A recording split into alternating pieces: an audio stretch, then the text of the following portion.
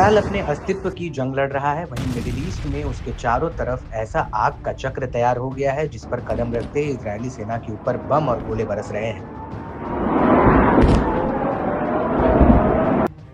जी हाँ, पहले तो इजरायल ने हिजबुल्लाह की कमर तोड़ने के लिए पूरे लेबनान में pager device, walkie talkie, laptop और सोलर पैनल में ब्लास्ट कराकर हिजबुल्लाह को दो टूक कह दिया कि वो उत्तरी बॉर्डर से वापस लौट जाए। लेकिन हिजबुल्लाह प्रमुख हसन नसरल्लाह ने डंके की चोट पर कह दिया है कि वो उत्तरी बॉर्डर पर सेटलर्स को वापस नहीं आने देंगे।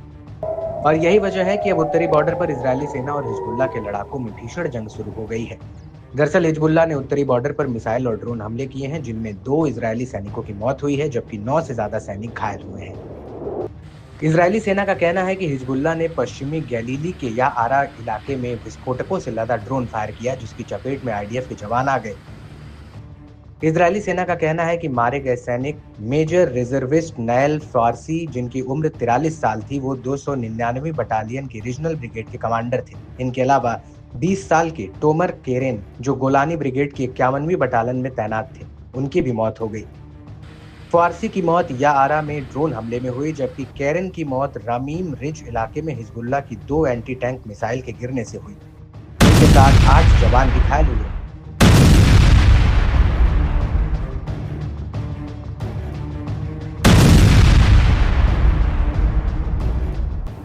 वहीं दूसरी तरफ इन हमलों के तुरंत बाद आईडीएफ के जेट्स ने दक्षिणी लेबनान को दहलाना शुरू कर दिया था।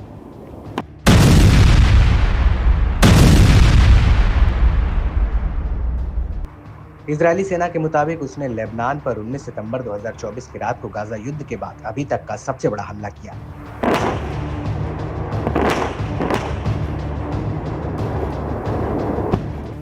आईडीएफ का कहना है कि उसने हिजबुल्लाह के रॉकेटों से लदे 100 से ज्यादा लॉन्चर्स को उड़ा दिया।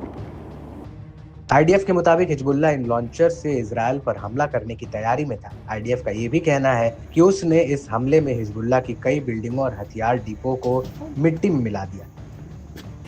आईडीएफ के मुताबिक हिजबुल्लाह पर इस तरह के हमले आगे भी होते रहेंगे।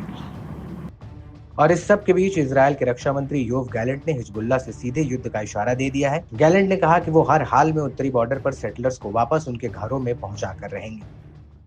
אנו מקיימים בימים האחרונים סדרה של דיונים חשובים. זהו שלב חדש במלחמה, יש בו הזדמנויות, אך יש בו גם סיכונים כבדי משקל. חיזבאללה נמצא בתחושה של נרדפות, ורצף הפעולות הצבאיות והביטחוניות שלנו יימשך. היעד שלנו הוא להחזיר את תושבי הצפון אל בתיהם בביטחון. ככל שחולף הזמן, חיזבאללה ישלם מחיר הולך וגובר.